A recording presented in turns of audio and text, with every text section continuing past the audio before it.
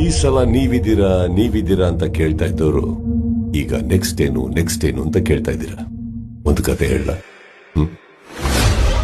ಒಂದು ಊರಲ್ಲಿ ಒಂದು ಕಾಗೆ ಇತ್ತು. ನೀವೆಲ್ಲ ಸ್ಕೂಲಲ್ಲಿ ಕೇಳಿದ್ದೀರ.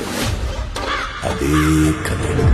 ಆ ಕಾಗೆಗೆ ಹಸುವಾಗಿದ್ದಾಗ ಒಡೆ ಮಾಡ್ತಾರ ಅಜ್ಜಿ ಹತ್ರ ಹೋಗಿ, ಅಜ್ಜಿ ನಾವೊಂದು ಒಡೆ ಕೊಡ್ತೀಯಾ ಅಂತ ಕೇಳ್ತೀವಿ. ಅಜ್ಜಿ ಪ್ರೀತಿಯಿಂದ ಒಂದು ಒಡೆ ಕೊಡ್ತಾರೆ. ಕಾಗೆ ಆ ಒಡೆನ ತಗೊಂಡು ಹಾರ್ಕೊಂಡು ಹೋಗಿ ಒಂದ್ ಮರದ ಮೇಲೆ ಕೂತು ಇನ್ನೇನ್ ತಿನ್ಬೇಕು. ಒಬ್ಬನೆಂಟ್ರಿ ವಿಲನ್.